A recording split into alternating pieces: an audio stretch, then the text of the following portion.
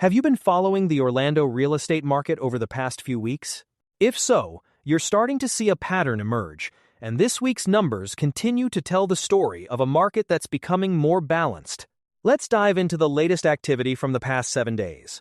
This week, 172 new homes hit the market, while 159 homes went under contract. That's a healthy pace, and tells us buyers are still actively shopping. Although new listings slightly outpaced pending sales, the gap remains small, showing that demand continues to keep up with new inventory. Now, one number that caught my attention is the number of homes that successfully closed.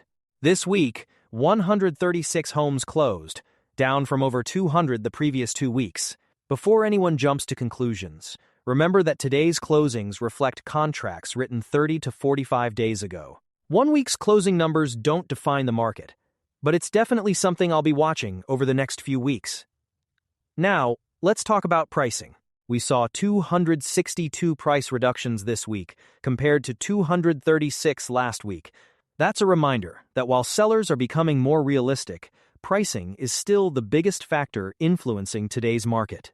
Buyers are informed, they're comparing homes online, and they're willing to wait for a home that's priced correctly. Another trend that's continued to climb is the number of homes returning to the market. This week we saw 47 homes come back on the market, the highest level we've seen in nearly a month.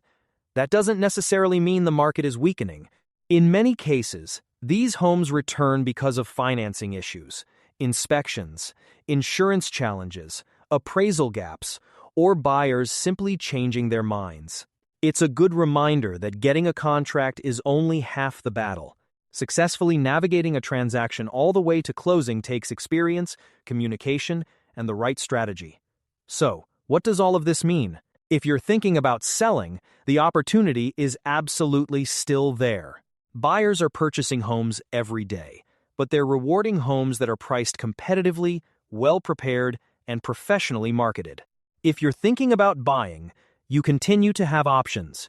Inventory remains healthy. Sellers are negotiating more than they were a few years ago, and there are still opportunities to secure favorable terms.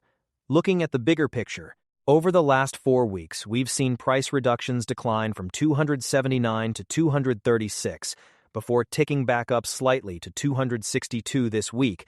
New listings have remained remarkably steady, averaging around 170 homes per week. Pending sales continue to hover around that same level, showing buyers haven't disappeared, and homes coming back on the market have gradually increased from 36 to 47, reinforcing the importance of working with experienced professionals who can keep transactions together. Here's the bottom line. The Orlando market isn't crashing, and it's not overheating either. It's normalizing. We're moving away from the frenzy of the past few years and into a healthier market where buyers have choices, sellers can still achieve great results, and success comes down to pricing, preparation, and expert guidance. If you're wondering what these trends mean for your neighborhood, your home's value, or your buying plans, I'd be happy to provide a personalized market analysis.